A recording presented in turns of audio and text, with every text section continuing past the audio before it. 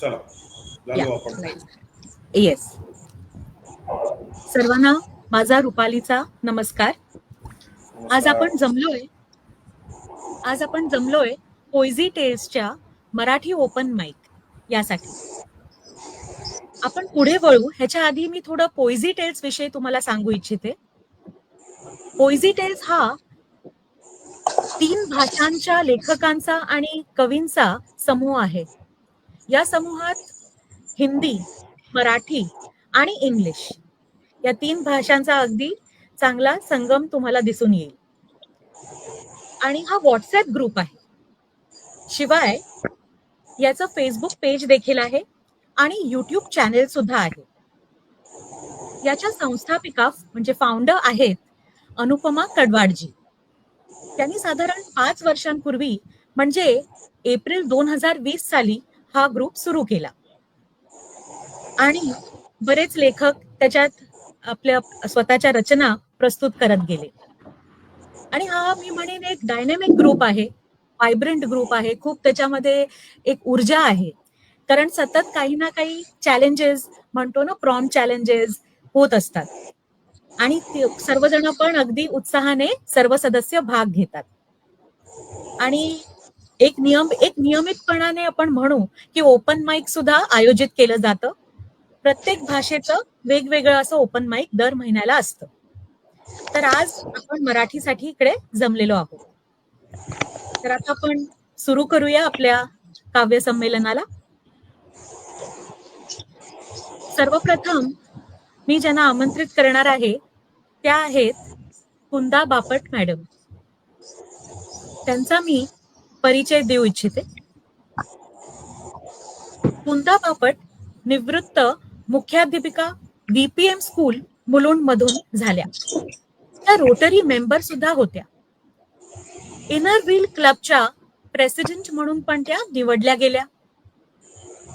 ज्येष्ठ नागरिक संघाच्या स्पंदन मासिकाच्या त्या 2 वर्ष संपादिका होत्या.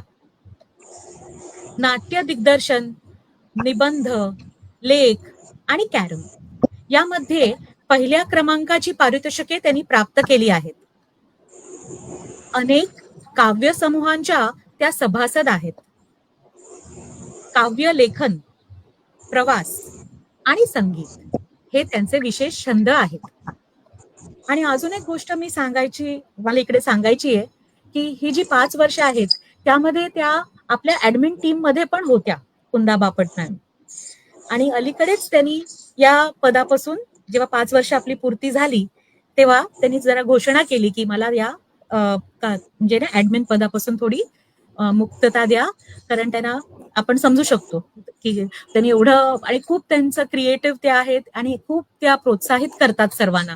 हे मी विशेष सर्वांना सांगू इच्छिते.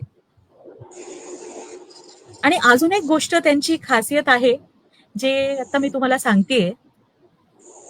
कुंदा मॅडम पेक्षा ज्येष्ठ अशा 5 जणांसह त्यांनी 2009 साली अरुणाचलच्या निर्मनुष्य अशा वेलॉंग भागात वयाच्या 64व्या वर्षी 14 दिवसांचा ट्रेक यशस्वीपणे पार पाडला.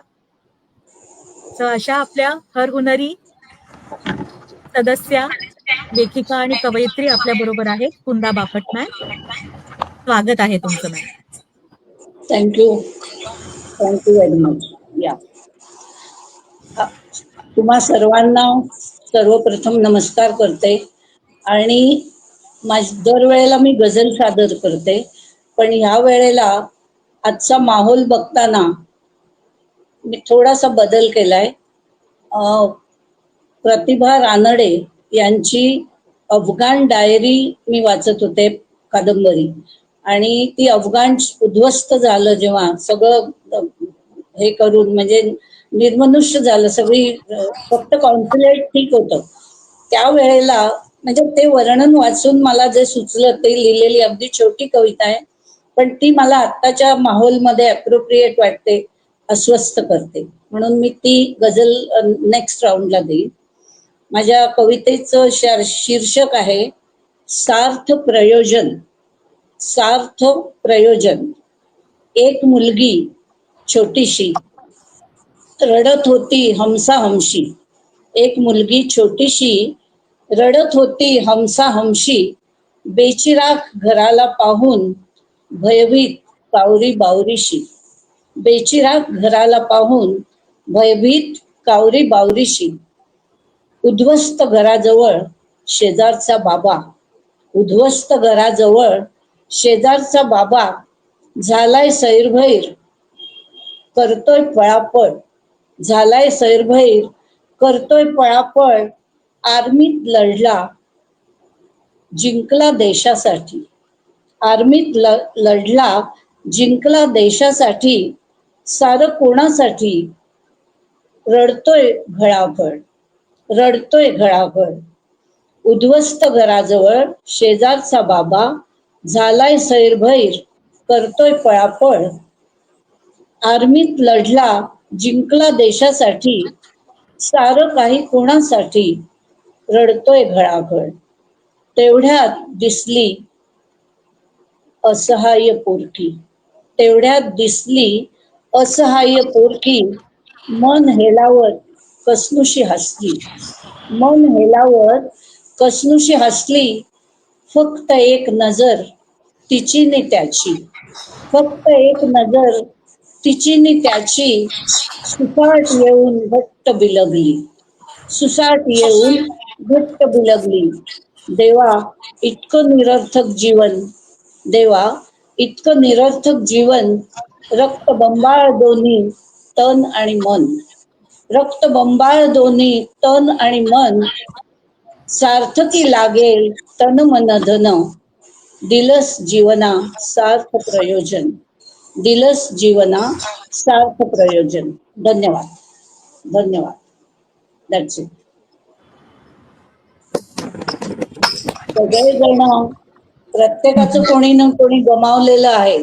ते पूरक झालं तर जीवन थोडं तरी शक्य आहे, नाहीतर अशक्य आहे. असं दॅट्स इट.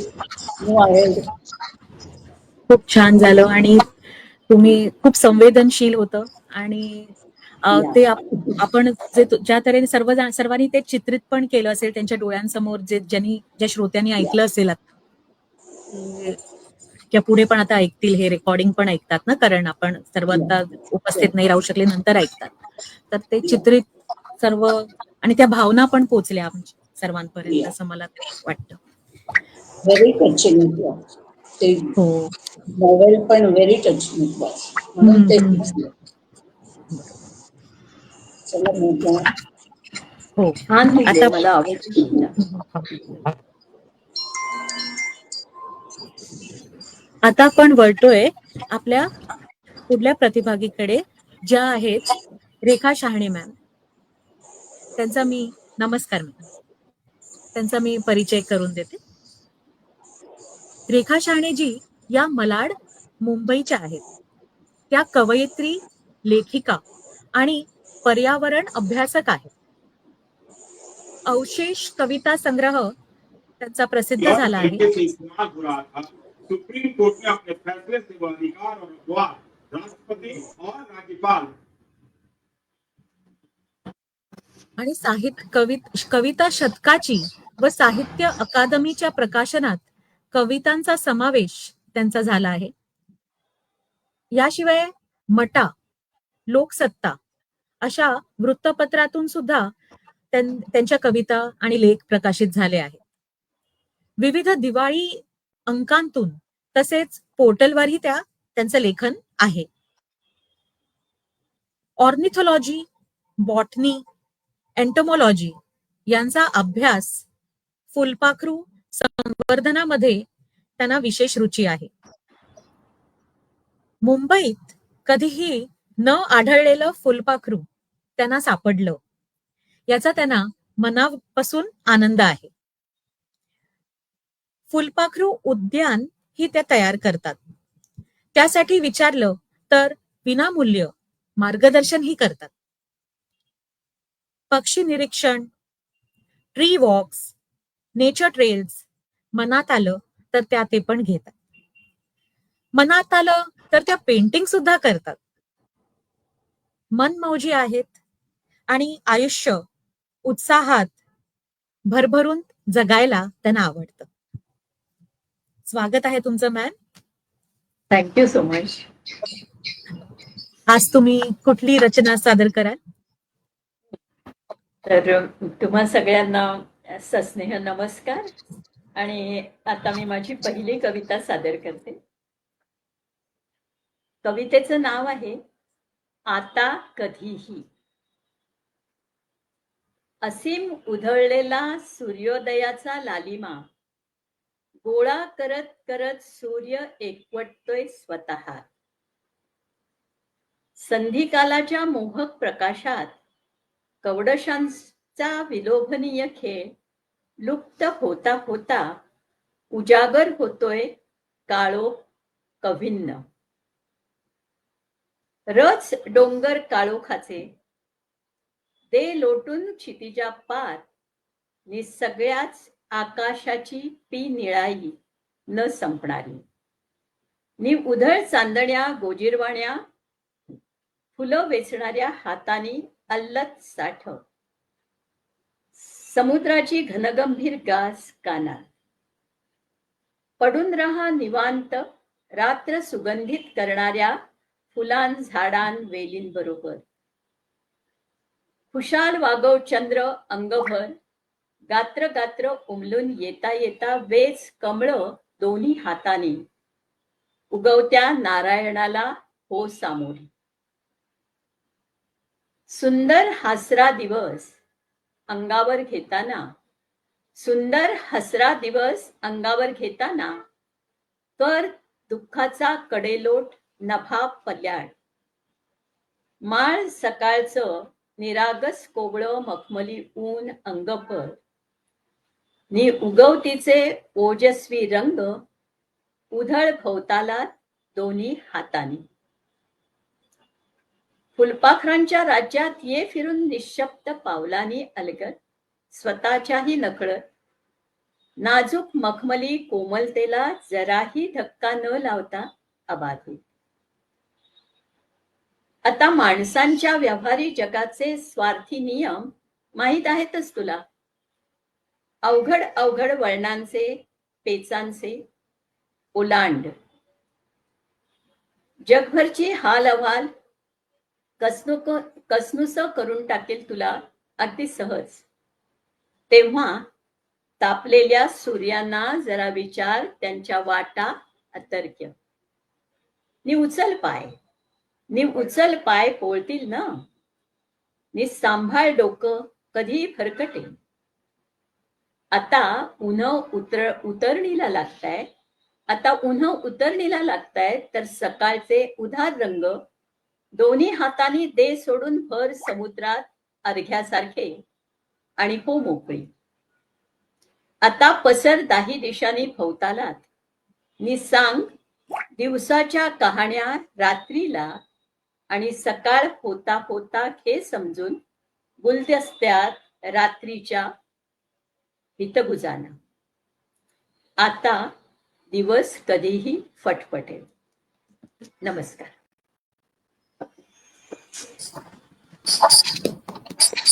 खूप छान. निसर्गाचं सौंदर्य टिपणारी तुमची अशी कविता होती. आणि आपण आता जरी रात्र असली तरी सकाळपासून ते जे काही आपण नॅचरल हे आपण बघू सौंदर्य, नैसर्गिक सौंदर्य ते अनुभवलं तुमच्या प्रत्येक ओळीतून. आणि पुढे तुम्ही शेवटी जे निसर्ग आणि माणसं ह्यांचं जे समीकरण यांची तुलना पण थोडी जी केली जास्त करून वागणुकीची आणि आपण निसर्गातून कसं त्याच्यातून प्रेरणा आणि शक्ती मिळवतो ते खूप छान झाली ती रचना. मनापासून आभार. छान वाटलं ऐकून. कोणाला अजून अभिप्राय द्यायचा आहे? एक मिनिट, तुमचं म्यूट आहे मॅम. से दिक्कत क्यों मुझे? तो क्यों डॉक्टर अम्बेडकर बार बार हर बड़े संदर्भ में आ जाते, खासकर जब भी जैसे भी संविधान की याद पूछी जा रही होती है.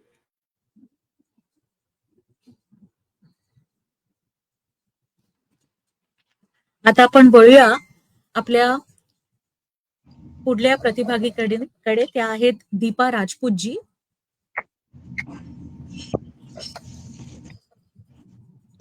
दीपा राजपूत या संगणक शास्त्रात त्यांनी पदवी घेतली आहे आणि पदव्युत्तर शिक्षण घेऊन झाल्यानंतर त्यांनी बीएड मध्ये गोल्ड मेडल सुद्धा मिळवलं आहे. सध्या त्या शिक्षिका म्हणून काम करत आहेत. बालपणी आपला महाराष्ट्र या वृत्तपत्रात कविता प्रसिद्ध झाल्या आणि महाविद्यालयात शिकत असताना सुप्रसिद्ध मराठी साहित्यिक यादी फडके सरांच्या हस्ते सलग 2 वर्ष प्रथम पारितोषिक मिळवले आहे त्यांनी. छंद म्हणून त्या कविता लिहायला लागल्या, पण आता मात्र त्यांना त्यांचे कौशल्य वृद्धिंगत करण्यासाठी सर्व सदस्य जे कविवर्य आहेत त्यांच्याकडनं मार्गदर्शन अपेक्षित आहेत असं त्या लिहितात. वेलकम दीपाजी, स्वागत आहे तुमचं. आज तुम्ही कुठली कविता सादर कराल? हो, आज मी जी कविता सादर करणार, आधी सर्वांना माझा नमस्कार. आणि या मंचाच्या माध्यमातून मला माझी कविता सादर करण्याची संधी मिळते त्याबद्दल अनुपमा मॅम आणि टीम पोएट्री टेल्स यांचे पण खूप आभार. आजची माझी जी कविता आहे त्या कवितेत म्हणजे बालपणापासून असलेली म्हणजे साहित्याबद्दलची आवड आणि वेगवेगळे जे लेखक, माझे आवडते लेखक आहे ना, त्याच्यावर एक कविता लिहिण्याचा मी प्रयत्न केला आहे. कवितेचे शीर्षक आहे शब्दांची दुनिया. मी आता कवितेला सुरुवात करते. एकदा मी शब्दांच्या दुनियेत गेले, जाऊन तेथे आश्चर्यचकितच झाले. प्रवेशद्वारावर उभ्या होत्या म्हणी, आत गेले तर कोकिळा गात होती बहिणाबाईंची गाणी. पुढे होता एक भला मोठा शब्दकोश, होता बहुतेक त्याचा सर्वांवर काहीतरी रोष. वाटेवर मग भेटला एक शब्दार्थांचा तक्ता, विचारला मी त्याला लगेच पुलंचा पत्ता. तो म्हणाला जायचे कुठे, बटाट्याची चाळ की व्यक्ती आणि वल्ली. 2 वळणे सोडून पकड सरळ गल्ली. पाहिले मी वाटेत एकच प्याला, नटसम्राट होते तिथेच त्याच्या जोडीला. पुलंच्या गल्लीतून निघताना मनसोक्त हसले. लगेच पुढच्या वळणावर पाडगावकरांच्या भातुकलीचे राजा राणी दिसले. बालकवींचा पारवा आणि फुलराणी, गदिमांच्या कवितेतला मोर मला दाखवेल का कुणी? माय मराठीची लेकरं आहेत किती महान, वाढवला आहे त्यांच्या साहित्याने माझ्या भाषेचा मान. हा जादुई प्रवास अजून अर्धाही झाला नाही. शब्दांच्या अद्भुत दुनियेला मर्यादाच नाही. धन्यवाद.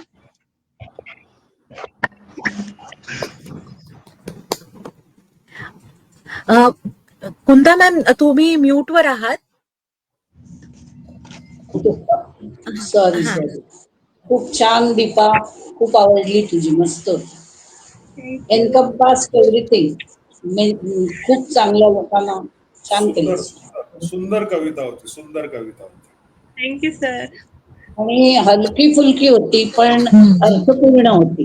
हलकी फुलकी झाली की ती थोडी अशी डायल्यूट होते, तशी नाही, छान होती खरंच, मनापासून छान. Thank you ma'am, thank you so much. खूप छान, आणि तुम्ही सादर पण खूप छान केलं. आणि आणि माहोल अगदी तुम्ही म्हणता, आणि सर्व जसं आता या म्हणा तसं हलका फुलका केलं. सर्वांनी अगदी मनापासून ऐकली आणि एन्जॉय केलं, आणि सर्वांच्या चेहऱ्यावर अगदी हास्य होतं. नाईस. मस्त एकदम. आता आपण बोलूया आपल्या पुढल्या प्रतिभागींकडे. ते आहेत समीर गुधाटे सर. त्यांचा मी परिचय देते. एक हृदयाशी बोलणारा कवी, शब्दातून भावनांचे जग उलगडणारा लेखक आणि पुस्तकरूपी सख्यांचा प्रामाणिक चाहता. सलग 365 दिवसात 365 पुस्तकांचे परीक्षण करून त्यांनी एक अनोखा विश्वविक्रम रचला आहे. त्यांचे लेखन हे केवळ वाचनापुरते मर्यादित राहत नाही, तर वाचकाच्या मनाशी संवाद साधतं, आतलं काहीतरी ते हलवतं. त्यांचे कवितांचे ठसे राष्ट्रीय आणि आंतरराष्ट्रीय जर्नल्स, वृत्तपत्र आणि संकलनात उमटलेले आहेत. वडिलकीची ऊब आणि खेळाची उर्मी मनात घेऊन ते आपल्या मुलीमध्ये वाचनाचे बीज रुजवतात, जणू कवितेसारखेच प्रेमाने आणि संयमाने. समीरजींचा प्रवास म्हणजे एक शब्दमय साधना, जिथे प्रत्येक ओळ म्हणजे आत्म्याची स्पंदन आणि प्रत्येक कविता म्हणजे माणूसपणाशी नवं नातं. स्वागत आहे सर तुमचं. धन्यवाद. एवढं मी नक्कीच काही केलेलं नाहीये. छोटासा माणूस आहे, काम करायचा प्रयत्न करत असतो. धन्यवाद. मला आज इथे संधी दिलीत, माझ्या ज्या काही 2-3 कविता आहेत त्या सादर करायची संधी दिलीत, त्याबद्दल आधीच मी धन्यवाद देतो. आणि दीपाजींनी जो हलका फुलका माहोल केलेला तो मी जरा जड करतोय आता. ओके. माझे जे गुरु आहेत ते नेहमी मला सांगतात की कविता सादर करायच्या आधी कॉन्टेक्स्ट कधीच द्यायचा नसतो आणि ती सादर केल्यानंतर त्याबद्दल काहीच बोलायचं नसतं. सो त्यांचा तो जो शब्द आहे तो मी त्यांच्या शब्दाला मान ठेवून मी माझी कविता सादर करतो. कवितेचं शीर्षक आहे धर्माचं खरं रूप. शीर्षक आहे धर्माचं खरं रूप. एक काळ होता जेव्हा धर्म म्हणजे माणुसकी होती. एक काळ होता जेव्हा धर्म म्हणजे माणुसकी होता, जेव्हा आरतीच्या ठिकरीत भक्ती नाचायची आणि भुकेलेल्या अन्न देणं हेच पुण्य समजलं जायचं. पण आता तुमचा धर्म केवळ ओळखीपुरता उरलाय. कमकुवत विचार, मोडकळीला आलेली इच्छाशक्ती आणि फक्त आरत्या म्हणणं हेच तुमचं बळ. आणि हे त्यांनी पाहिलं, उमजलं त्यांना हे की हे लोक स्वतःची बाजू अजिबात लढवणार नाहीत. म्हणून त्यांनी चढाई केली, निरपराधांवर हात उगारले, कारण त्यांना माहित आहे तुम्ही शांत बसाल. कुठे? तर घरात देवाऱ्यापुढे.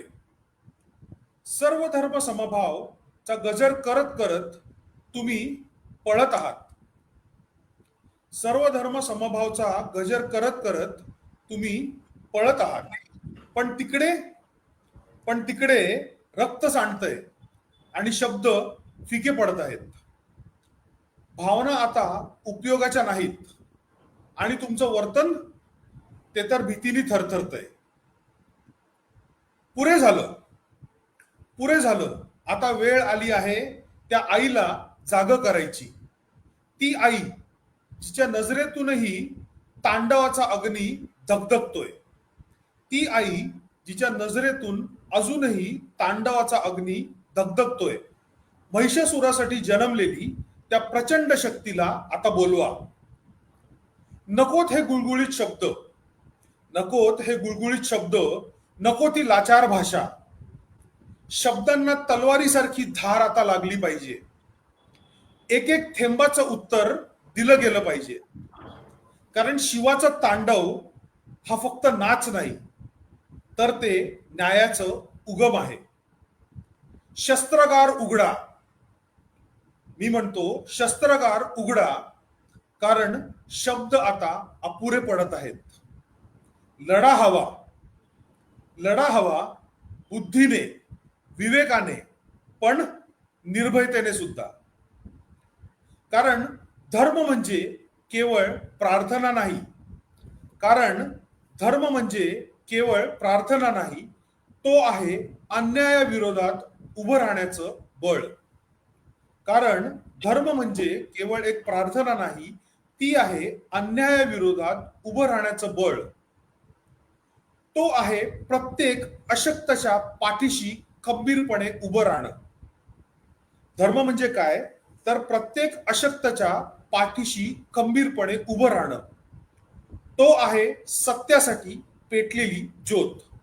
धर्म आहे सत्यासाठी पेटलेली ज्योत, आणि ही ज्योत आहे तुमच्या हृदयात, आणि ही ज्योत आहे तुमच्याच हृदयात, तुमच्याच हृदयात, तुमच्याच हृदयात. धन्यवाद.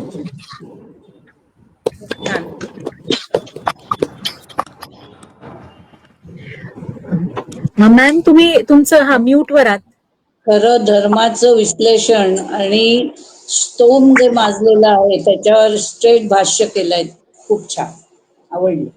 Thank you so much, thank you so या. मच. आणि कुठेतरी म्हणजे हे बोललं नाही पाहिजे, माझ्या गुरूंचा शब्द मी मोडतोय, पण कुठेतरी जे पहलगाम मध्ये झालं त्याच्यावरनं जे मन उद्विग्न झालं माझं, जी चलबिचल झाली, ती या कवितेतून मांडायचा प्रयत्न केलेला आहे. छान आहे. खूप छान. सगळ्यांना सामान्य जनांना किती कळेल, किती डायजेस्ट होईल माहित नाही, पण तुम्ही मांडलेला विचार अगदी बरोबर आहे, करेक्ट आहे. तुमच्या मनात जे ते घडल्यानंतर जे काही तुमच्या मनात होतं ते तुम्ही काव्य रूपात खूप छान शब्दात मांडलत.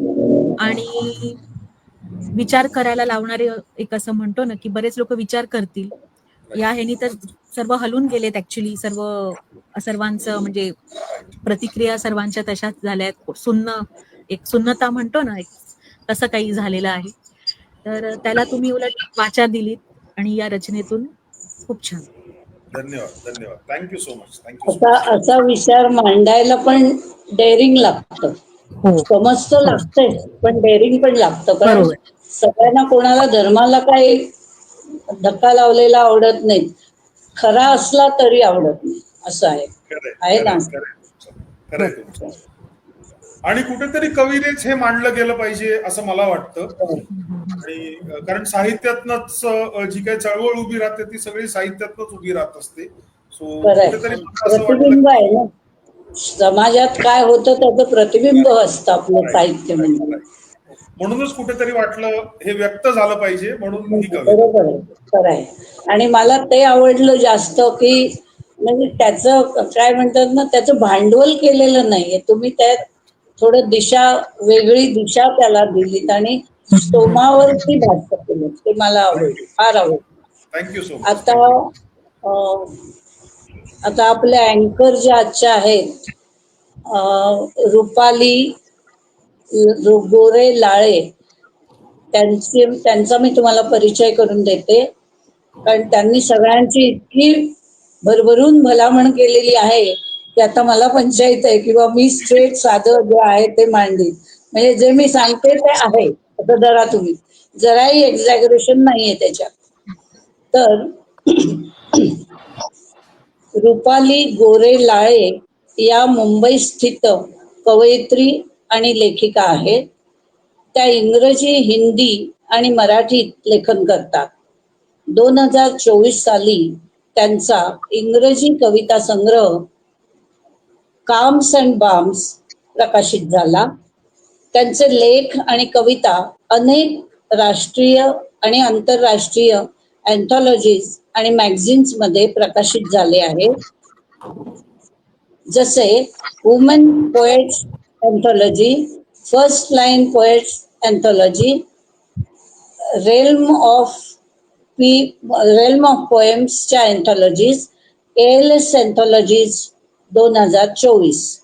रुपाली या B Com MMS MBA in marketing आहेत. त्या ज्योतिषशास्त्र निपुण आहेत, भूषण आहेत, ज्योतिषी म्हणून प्रॅक्टिसही करतात. शिवाय पाकशास्त्र, वाचन, स्केचिंग, फिल्म्स बघणे यात त्यांना रुची आहे. असं हे बहुआयामी व्यक्तिमत्व आहे. आणि मी म्हणेन की माझ्या वयाला, मी आता पुष्कळ 80 राऊंड चालू आहे मला, तर इतक्या यंग एज मध्ये एवढं सगळं त्यांनी अचीव्ह केलंय, तर त्यांना आशीर्वादही आहेत आणि त्यांचं कौतुकही करते. आणि आपल्याला त्या अँकर म्हणून लाभल्या तर ते आपलं भाग्य आहे आणि प्रोत्साहित करते त्यांना. आपली रचना आपण आता सादर करावी. धन्यवाद. धन्यवाद मॅम. आणि तुमचं प्रोत्साहन खूपच अनमोल असतं नेहमीच. थँक्यू सो आता मच. रादर आम्ही तेवढंच करू शकतो बाळा, आणि काय करू शकत नाही. नक्की प्रोत्साहित करणं आमचं काम आहे. बोला. हो, तर आता मी माझ्या रचनेचं जे शीर्षक आहे ते आहे संधी प्रकाश, अंधार आणि अस्तित्व. संधी प्रकाश मला आवडतो, थोडा वेळच असतो, पण बरंच काही शिकवून अस्त होतो. जेव्हा सावल्यांच्या मागे धावलेले दमून बसतात, जेव्हा सावल्यांच्या मागे धावलेले दमून बसतात, तेव्हा संधी प्रकाशच अंधार होण्याआधी संधी देतो. तेव्हा संधी प्रकाशच अंधार होण्याआधी संधी देतो. अशा थकलेल्या जीवांना घरी परतण्याची, ताजतवानं होण्याची, पूर्ण अंधार होण्याआधी, दिवसाचा अंत होण्याआधी, रंगतरंग, शेत नदी, सागर आकाश, झाडं माड, काहीही असू दे, सर्व काळोखात विलीन होतात. तात्पुरते का होईना, पण दिसेनासे होतात. जग शून्यावर येतं, मन भांबावतं. प्रतीक्षा असते ती एका प्रकाशाची, एका दिशेची, एका चिन्हाची, की सर्व आलबेल आहे, सर्व अस्तित्वात आहे, कुठेही काहीही अस्त झालेलं नाही. ते जेव्हा उमगतं तेव्हा जग पुन्हा उलगडतं. Thank you ma'am. म्यूट वर आता. चांगलं, चांगली, छान आहे. संधी प्रकाशाकडे वेगळ्या दृष्टीने बघितलं, मस्त ओरिजिनल आयडिया आहे. खूप छान मॅडम. थँक्यू.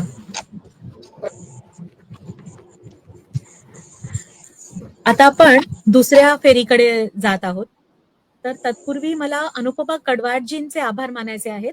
त्या आता आपल्या बरोबर बॅक स्टेजला आहेत आणि तुम्ही आता कमेंट्स तुम्हाला आम्हाला वाटतं दिसत असतील.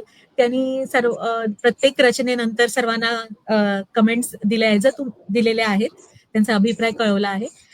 जर कोणाचा मिस झाला असेल तर तुम्ही नंतर ते जरूर वाचू शकता. आता आपण दुसरी फेरी सुरू करूया. त्यासाठी मी कुंदा बापटजींना आमंत्रित करते.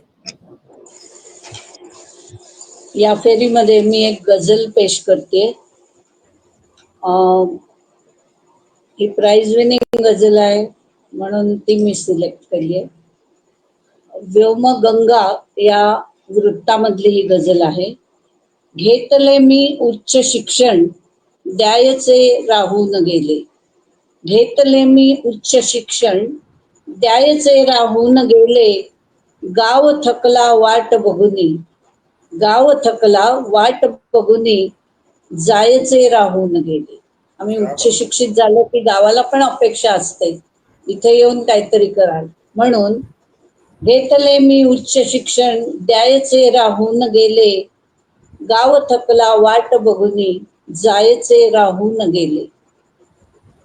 जाणतो दुःखे जगाची, जाणतो दुःखे जगाची आणि आप्तांची मुलांची. जाणतो दुःखे जगाची आणि आप्तांची मुलांची. जाणुनी पत्नीस माझ्या, घ्यायचे राहून गेले. जाणुनी पत्नीस माझ्या, घ्यायचे राहून गेले. मेजवानी झोडताना, मेजवानी झोडताना पापण्यांचे काठ ओले. मेजवानी झोडताना पापण्यांचे काठ ओले, भाकरी आजी बरोबर खायचे राहून गेले. क्या बात. भाकरी आजी बरोबर खायचे राहून गेले. डोह सागर अन नद्यांचा कैफ येता धुंद होतो. डोह सागर अन नद्यांचा कैफ येता धुंद होतो. गोड पाणी पणझऱ्याचे प्यायचे राहून गेले. वा वा. गोड पाणी पणझऱ्यांचे प्यायचे राहून गेले. डोहसागर अन नद्यांचा कैफ येता धुंद होतो. गोड पाणी पणझऱ्यांचे प्यायचे राहून गेले. शेवटचा शेर आहे. गैरसमजाचे धुके अन दाटले घन संशयाचे. गैरसमजाचे धुके अन दाटले घन संशयाचे. असं होतं ना कधी कधी, काही चांगलं केलं तरी काहीतरी गैरसमज होतो. तर गैरसमजाचे धुके अन दाटले घन संशयाचे. मोकळे वातावरण मग व्हायचे राहून गेले. मोकळे वातावरण मग व्हायचे राहून गेले. धन्यवाद. मस्त. धन्यवाद. That's it. सुंदर सुंदर. तुमची मगाची कविता पण छान होती आणि तुमच्या कविता नाही, मी बहुधा गझलच ऐकलेल्या होत्या आणि मगाची तुमची कविता पण मला आवडली. पण इथे थोडा डिस्टर्बन्स होता, त्यामुळे माझं म्हणजे बोलायचं माझं राहून गेलं. कोणीतरी दरवाजावरती येतं, म्हणजे काही ना काहीतरी होतं ना, त्यामुळे बरोबर. आवडतं. तुमच्या कविता असतील तर जरूर पाठवा. हो, मला पाठवल्यात तरीही मला आवडतं. खूप सुंदर झाली. थँक्यू. आणि थँक्यू. हो, आणि जसं सर्व तिकडे पोचले त्या माहोलमध्ये, त्या वातावरणात, आणि खूप छान वाटलं. रिफ्रेशिंग, ताजतवानं मला वाटतं सर्वांना वाटलं असेल हे ऐकून. मला तसं खूप छान वाटलं त्या ह्यानी. आणि पोएटिक फॉर्म, ते गझल पण तुमची ती स्पेशालिटी आहे. आणि जसं रेखाजी म्हणाल्या, पहिली कविता सुद्धा खूपच सुंदर होती. दोन्ही हो. छान झाल्या. थँक्यू. थँक्यू. आता आपण वळूया आपल्या पुढच्या ह्यांच्याकडे, प्रतिभागींकडे, पार्टिसिपेंटकडे. रेखा शहाणे मॅमना मी आमंत्रित करते. त्यांनी त्यांची कविता सादर करावी. माझ्या कवितेचं नाव आहे, छोटी आहे कविता, पाहशीलच तू.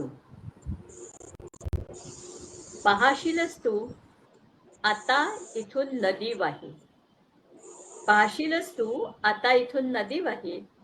काळ्याशार अंधाराचं पाणी या कडेनच वाही. काळ्या कातळावर निळी ओढणी ओढून, काळ्या कातळावर निळी ओढणी ओढून एक पाय सोडून ती बसेल.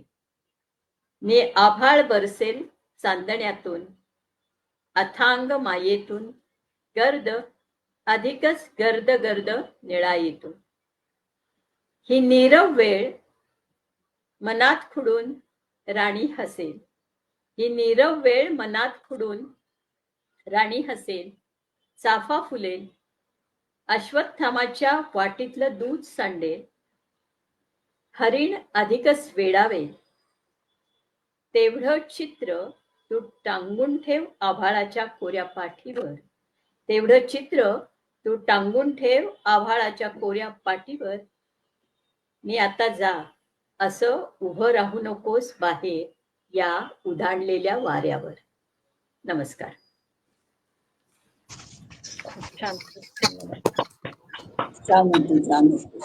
अर्थपूर्ण, भावपूर्ण होती. मस्त. खूप छान झाली. आणि तुमच्यातल्या, तुम्ही तुमच्या परिचयात तुम्ही म्हटलंय की तुम्ही पेंटिंग सुद्धा करता. तर एखाद्या कवीनी जर शब्दातून ते पेंटिंग केल्यासारखी ही कविता वाटली. खूप छान. Thank you so much.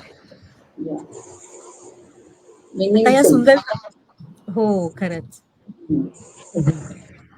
असं म्हणतात म्हणजे की माझी लिहिण्याची जी स्टाईल आहे ती पिक्टोरियल आहे असं नेहमी म्हटलं जातं. बरोबर आणि आता बरोबर. तुम्ही तेच म्हणाला. हो हो. आता आपण वळूया आपल्या पुढल्या प्रतिभागींकडे. दीपा राजपूतजी, त्यांना मी आमंत्रित करते त्यांची कविता प्रस्तुत करायला. Thank you ma'am. माझ्या कवितेचं शीर्षक आहे मुखवटा. दुनियेच्या ह्या बाजारात कुणालाही समजणे आहे कठीण फार. दुनियेच्या ह्या बाजारात कुणालाही समजणे आहे कठीण फार. मनात काय मुखात काय कुणाला सांगू, कोठे करू तक्रार. काय खरे काय खोटे समजण्यास बुद्धी पडते थिटी. काय खरे काय खोटे समजण्यास बुद्धी पडते थिटी. खोटे देखावे अन आश्वासने पदोपदी मारतात मिठी. विश्वासाचा पाया आता कमकुवत झाला आहे. विश्वासाचा पाया आता कमकुवत झाला आहे. कोण किती मुखवटे लावू शकतो याचाच बोलबाला आहे. क्या बात. सगळीकडे चढाओढ स्पर्धा आणि शर्यती. सगळीकडे चढाओढ स्पर्धा आणि शर्यती. स्वतःची रेष वाढवण्यासाठी मारल्या जातात दुसऱ्याच्या रेषेवर करवती. सुंदर जगाची ही गडद बाजू आहे एक सत्य. सुंदर जगाची ही गडद बाजू आहे एक सत्य. म्हणूनच स्वतःशी प्रामाणिकपणाचे आणि दुसऱ्यापासून सावधगिरीचे पाळा पथ्य. धन्यवाद. खूप छान, खूप छान. मुखवट्यांचा तर आपण रोजच सामना करतो, तर त्यामुळे त्याच्यावरती छान भाष्य केलीस. सुंदर. सुंदर. तुझ्या वयाला तर अगदी साजेसं आहे, कारण तुला ते नवीन नवीन आहे. आता आम्ही सगळे भरपूर मुखवटे बघून झालेत, म्हणून पण मला आवडली. खरंच छान होती, मस्त. आणि थोडंफार यमक पण अगदी वृत्तात नसली तरी तू लयबद्ध करायचा प्रयत्न केलास, ते चांगलं. Good. Very good. थँक्यू. खूप छान खूप छान. आणि आत्ताच्या जगासाठी ते कोणासाठी एक चांगला ऍडवाइस पण ठरू शकतो, जे नवीन युवा आहेत जे ऐकतील, किंवा लहान मुलं, त्यांच्यासाठी पण एक चांगला धडा ह्याच्यात आहे. आणि खूप छान तुम्ही प्रस्तुत सुद्धा छान केलं. आता आपण वळूया आपल्या पुढल्या प्रतिभागींकडे. समीर गुधाटे सरांना मी आमंत्रित करते त्यांची कविता पेश करायला. धन्यवाद. मगाची पहिल्या राऊंडची जी कविता होती ती जड कविता होती.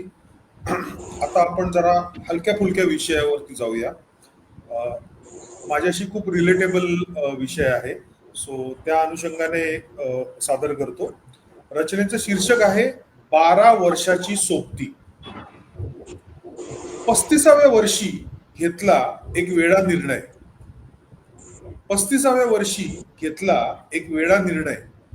स्वच्छ गुळगुळीत चेहरा सोडून दाढी वाढवायची. सुरुवातीला गंमत वाटली. थोडे दिवस चेहरा खाजत राहिला. सुरुवातीला गंमत वाटली, थोडे दिवस चेहरा खाजत राहिला. लोकांनी तर काही टोमणे पण मारले. अरे दाढी वाढवून कोणी शिवाजी होत नाही. तर कोणी म्हटलं तुला शोभत नाही. तर आणखीन कोणीतरी म्हटलं मस्त दिसतोस, पण राखी सावंत सारखा बदलू नकोस. पण दाढी वाढत गेली. पहिल्यांदा काळी, शिस्तीत, रुबाबदार. नंतर करडी, जसं जबाबदारीचं सावट. आणि आता ती पांढरी झालीये, जशी अनुभवानी शहाणी झालीये. कधी काळी मी त्या दाढीला घडवत होतो. आता तीच मला आकार देतीये. सुरुवातीला मी तिला सांभाळलं, आता तीच माझी ओळख बनलीये. आयुष्य असंच असतं नाही का? आयुष्य असंच असतं नाही का? आपण काहीतरी निवडतो, ते वाढत जातं, आपल्याला बदलवत जातं. आयुष्य असंच असतं नाही का? आपण काहीतरी निवडतो, ते वाढत जातं, आपल्याला घडवत जातं, आणि शेवटी तेच आपलं प्रतिबिंब बनतं, आणि तेच शेवटी आपलं प्रतिबिंब बनतं. धन्यवाद. छान छान, खूप छान, खूप छान ती कविता. आता ह्याच्यामधली काय म्हणतात त्याचा अनुभव फक्त तुम्हालाच, आम्ही फक्त बघणार. पण अतिशय सुंदर खुमासदार पद्धतीने मांडलं तुम्ही.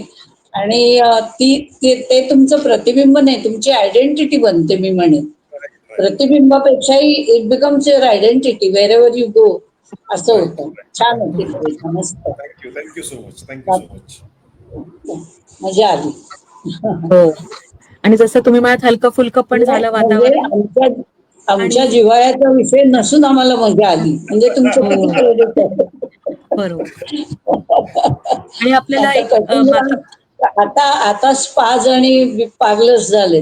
आमच्या वेळेला एक दाढीला गेले किंवा कटिंगला गेले म्हणजे आम्हाला बिलकुल त्यात इंटरेस्ट नाही. त्या जवळून सुद्धा आम्ही जाताना बघत पण नाही तिकडे, असं होतं. आता त्याला मोठं ग्लॅमर आहे, येऊन चुकलंय असं. बरोबर.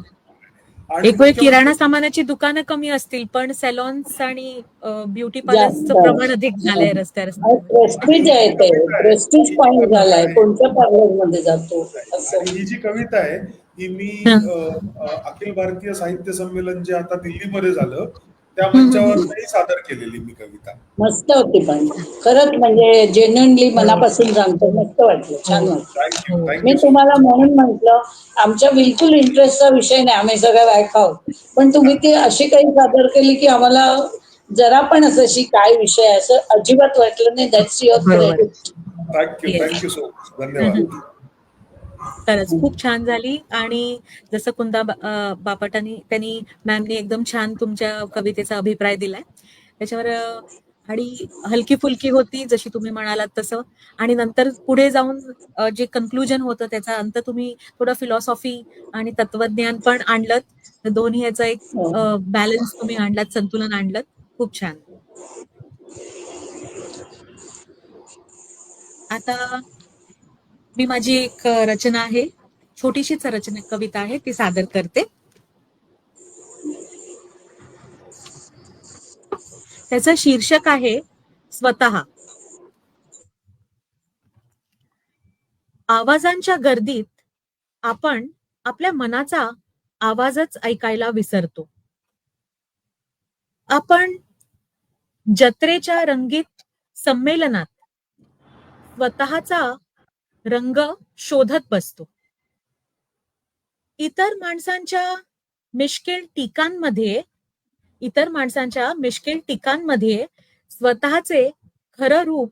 स्वतःचं खरं रूप हरवून बसतो. इतर माणसांच्या मिश्किल टीकांमध्ये स्वतःचं खरं रूप हरवून बसतो. स्वतःशी संवाद करणं एक प्राथमिक गरज आहे असं आपण समजत नाही. समाजाच्या समजूतदारीला उच्च स्थान देऊन बसतो. का कधी आपण स्वतःचे श्रोते आणि मित्र होत नाही? का कधी आपण स्वतःचे श्रोते आणि मित्र होत नाही? थँक्यू. खरंच छान, खरंच छान. आजच्या तुझ्या ह्याला अभिप्राय द्यायच्या आधी मला वाटतं आजच्या सगळ्यांच्याच कविता अर्थपूर्ण होत्या, म्हणजे काहीतरी लेवल होती त्याला, काहीतरी आपलं रला जोडलाय, काहीतरी त्याचा विषय जो होता तो मला तरी पर्सनली आवडला. Now you can comment on that, मी नाही करणार. पण ते मला म्हणावं वाटतं की थोडा दर्जा नक्कीच होता, काहीतरीच विषय घेऊन काहीतरी बोलले असं अजिबात झालं नाही आजच्या गोष्टी. छान झालं. आणि आता जसं कुंदा बापट मॅम म्हणाल्या की प्रत्येकाचं जे कविता त्यांचं सादरीकरण तुमच्या सर्वांचं खूप अतिशय सुंदर होतं. आणि त्या विषय पण तुम्ही वेगवेगळे, आणि तुम्हाला जे तुमच्या मनाला त्यावेळेला जे भेटले असतील, माझ्या मते ते विषय त्यावेळेला तुम्हाला जे लिहावंसं वाटलं असेल ते तुम्ही कागदावर त्यावेळेला लिहिलं असणार. आणि ते मनापासून होतं, ती कविता ती झाली मनापासून, म्हणतो ना दिलसे. या सर्व या आजचा जो कार्यक्रम आहे तो पूर्ण असं मला पण वाटतो की एक दिलसे झाला. सर्वांनी मनापासून लिखाण केलं, प्रस्तुत सुद्धा केलं. तर खूप छान वाटलं ऐकायला पण आम्हाला सर्वांना. आणि वेगवेगळे विषय हाताळले गेले आणि त्याच्यामुळे बरेच विचार पण आपण पण जेव्हा ऐकतो आपल्या दुसऱ्या कवी बांधव आणि भगिनींनी जे प्रस्तुत केलं आहे वेगवेगळ्या विषयांवर, जर आपण कधी त्या विषयावर विचार केला नसेल तर मला वाटतं आपण पण सर्व विचार करायला लागतो. तर खूप खूप छान वाटलं. आणि मी तुझी पोयझी कविता पण छान होती. मला तुझी कविता पण आवडली की स्वतःचा स्वतःशी संवाद पूर्ण स्वतःची एक्झॅक्टली. फार स्वतःसाठी कमी लोक तेच करतात, आपण आपली फार कमी जपायला वेळा लागतो लोक करतात ते. आणि त्याचं एक भान तुला आलेलं आहे या दरम्यानच्या काळामध्ये आणि हो मला ते महत्वाचं वाटतं. हो थँक्यू. आणि मला सध्या वाटतं कसं झालंय छान व्यक्त म्हणजे केलं हा होतं. एक संवादच आहे स्वतःशी. म्हणजे त्यावेळी आपण एकटे बसून स्वतःचे विचार आहे ते कागदावर मांडतो म्हणजे तो एक संवादच होतो. स्वतःचा स्वतःशी संवाद असतो तो, बरोबर. होतो. बरोबर. बरोबर. आणि अनफॉर्च्युनेटली तो दिवसेंदिवस कमी होत चाललेला आहे. हो खरं. खरंय. बरोबर. आपण बरेच वेळा कारण काय तुम्ही होतं की जेव्हा स्वतःशी स्वतःचा स्वतःशी संवाद साधता तेव्हा तुम्हाला तुमची भाषा सापडण्याची एक शक्यता असते. Right. बरोबर. तुम्हाला तर तोही एक भाग स्वतःशी संवाद साधताना नेहमीच होतो. हो. आणि मला जेव्हा तुम्ही कुठेतरी असं वाटतं की स्वतःशी संवाद साधताना आपण आपल्याला नव्याने सापडतो. काही आपले एक्झॅक्टली. पैलू असतात, काही आपले चूक एक्झॅक्टली. असतात, अगदी काय बरोबर घडलेले बोललात असतात. तुम्ही. अगदी खरं आहे. आणि म्हणजे गंमत स्वतःचे अशी दोष पण म्हणजे तुम्ही कोणी आपल्याला टीका केली की लोकांना पटकन नॉर्मल मनुष्य स्वभाव आहे, आवडत नाही. चांगलं बोललेलं प्रशंसा आवडते, पण आपण हो. आपल्याकडे बघितलं आणि आपले दोष आपल्याला खरे दिसले पाहिजे तर आपल्यामध्ये बदल पण होऊ शकतो, आपल्यात सुधारणा पण होऊ शकते की हा आपला दोष आहे, Right. आपण मान्य केलं पाहिजे की हा ही त्रुटी आहे आपल्या. ते कधी होईल? आपण नुसते आपल्या गुणाचे झेंडे घेऊन फिरलो तर ते बरोबरच बरोबर नाही. तर नाही ती होणार. गोष्ट त्या बरोबर. स्वतःची संवादातनं होऊ शकते. खूप चांगला विचार, अशी म्हणून असते. म्हणतात दर्जा होता त्यांना. छान होते, आशय चांगले होते. खूप छान. कवी जेव्हा लिहितो तेव्हा जे अस्तित्वात असलेले शब्द असतात तेच तो वापरतो. पण तो जेव्हा ते शब्द वापरतो तर त्यावेळेला त्याच अर्थाने जो तुम्हाला माहित असतो त्याच अर्थाने आलेला असतोच असंही असं नसतं. नाही. तर बरोबर. ही जी कवीची ताकद आहे ही जर बरोबर. तुम्हाला सापडवायची असेल आणि तर पॉइंट ऑफ व्ह्यू पण तुमचा दृष्टिकोन तो कवीचा एक वेगळाच असतो. तुम्ही रोज एक गोष्ट बघत असता, पाण्याचे थेंब रोज बघतात, तर कवीला ते वेगळ्या तऱ्हेने दिसतात. असं आहे बरोबर. ते. ती आणि गोष्ट या आजच्या गोष्टीत आपल्याला दिसली, काव्य गोष्टीमध्ये, की काही काही हो. छान आशय आपल्याला मिळून गेले. सगळं छान. आणि प्रत्येकाची मराठीत एक आहे ना, हा. एक जे पाहे रवी ते पाहे कवी, कवीला तेही हो, दिसतं जे हो. नाही दिसत. नाही, घिसापीठ वचन असलं तरी खरं पण आहे ते. थोडस खरं सुद्धा आहे. म्हणजे बरोबर. आणि वापरून प्रत्येकाची एक निर्भूल शैली असते. झालेलं आहे, पण ते सत्य आहे, खरी गोष्ट. आणि माझी आई मला म्हणते ना, अरे हा अनुभव तुला कधी आला? म्हटलं आई, हा हो, प्रत्येक वेळेस माझाच अनुभव असेल रोज असं दिसतो. नाहीये. कोणाला खरंय, तरी तो खरे, अनुभव आलेला असतो, त्यांनी तो माझ्याशी शेअर खरं, केलेला असतो, तो मी माझ्या कवितेत तो सादर करत असतो. बरोबर. नेसेसरी नाही की अशातच आपण तो कवी अनुभवायला पाहिजे. हा. समबडी एल्स त्याला बघून आपल्याला ते आपण इमॅजिन करू शकतो. येस. काय हो. असतं माझ्या कल्पनेप्रमाणे वास्तवता जी असते रियालिटी जी असते ती ती एकच असते पण बरोबर. पाहणाऱ्याच्या बरोबर. दृष्टिकोनाबरोबर वेगळे वेगळे असतात. अगदी वेगळ्या खरं. असते. आणि जर का तुझा सिनेमांशी संबंध आहे तर कुरोसावा जर तुला आवडत असेल तर राष्ट्रमान तू पाहिलेला असशील तर त्याच्याशी तू हे जोडू शकते की एकच या. घटना कोणी पाहिलाय का राष्ट्रमान आपल्यापैकी तर म्हणजे माझा हा अतिशय लाडका डिरेक्टर आहे कुरोसावा पण आणि म्हणजे माझा संबंध आर्ट फिल्मशी खूप प्रमाणामध्ये येतो त्यामुळे इंटरनॅशनली ज्या नोन सगळ्या फिगर्स आहेत तर त्यांचे मूव्हीज जे आहेत ते माझे नीटपणाने पाहून झालेले आहेत म्हणजे त्यांचे फेस्टिवल्सच मी पाहिलेले असतील आता इंगमार बर्गमन आहे तर माझा इंगमार बर्गमन आणि कुरोसावा हे माझे दोन्ही पण तितकेच आवडते. अर्थात आपल्या इथे मला ही सगळेच जण आदूरपासून सत्यजित पासून मला सगळेच जण आवडतात. That's a different thing. म्हणून मी म्हटलं की तुझं मी सिनेमाबद्दलचं काहीतरी आहे रूपाताईला इंटरेस्ट. तर मला त्या दृष्टीने मला वाटलं होतं की तेही मला समजून घ्यायला आवडेल. तर आता जेव्हा मुद्दा मांडला की म्हणजे आपल्याला ते दिसतं ते वेगळं असतं. बरोबर. तर ते म्हणजे काय? तर ते अशा वेगवेगळ्या कलांमधून तुम्हाला पुष्कळ प्रमाणामध्ये वेगवेगळ्या इन्साइट्स मिळत जातात. आणि जितक्या अधिक कलांशी तुमचा जवळचा संबंध येतो, तितकं तुम्ही अधिक समृद्ध होत जाता. कारण शेवटी आपला उद्देश मला वाटतं की जगणं म्हणजे काय आहे, आयुष्य म्हणजे काय आहे, हे एक आपण जरा समजून घेण्याचा प्रयत्न करत असतो कित्येकदा. अशी एक शक्यता असते. तर त्या सगळ्याला ज्या सगळ्या कला आहेत, म्हणजे आता मी सगळ्यांची नावं घेत नाही, पण त्या सगळ्यांची जी थोडीफार जाण असते, ती आपलं व्यक्तिमत्व समृद्ध नक्कीच करू शकते. तर आता कुंदाताईंनी सांगितलं की आजच्या कविता ज्या होत्या त्या जरा वेगळ्या होत्या, चांगल्या होत्या. तर त्या दृष्टीने आता जी काही काव्य गोष्टी आपण म्हणतो, तर त्या गोष्टी आपण थोड्याशा एकमेकांशी केल्या असं मला हो. वाटतंय. खरंच. अगदी छान. आणि चर्चा पण ही खूप छान झाली. दोन्ही सर्वांनी आणि अभिप्राय पण दिले. हा सर, तुम्हाला काय बोलायचंय? हा. मला मला असं वाटतं की आपल्या सगळ्यांना ज्या व्यक्तींनी एकत्र आणलं ती आता बॅकस्टेजला आहे. हो हो. तर ती फ्रंट स्टेजला आली तर खूप बरं वाटेल आपल्या सगळ्यांना. तर आपण मी सांगूया रिक्वेस्ट करतो Anupamaji, please be on the stage if it is possible for you. माझी अनुपमाजी, प्लीज या तुम्ही.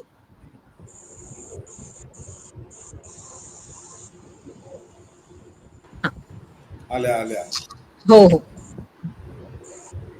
Thank you so much. आजचा कार्यक्रम मी बॅकस्टेजने पाहत होते, पण खूपच अप्रतिम झाला आणि खऱ्या अर्थाने आपण जसं म्हणतो काव्य आणि गोष्टी असं दोन्हीचं संमेलन हे अगदी खऱ्या अर्थाने झालं. आणि प्रत्येकाच्या भिन्न विषयांवर जे मी ऐकलंय आणि इन्स्पायरिंग वर्ड सगळ्यांचे आणि कशा कल्पना आल्या तुम्हाला, तर खरंच म्हणजे आभारी आहे की तुम्ही इतकी छान प्रस्तुती केली आणि ह्या मंचाची शोभा वाढवली.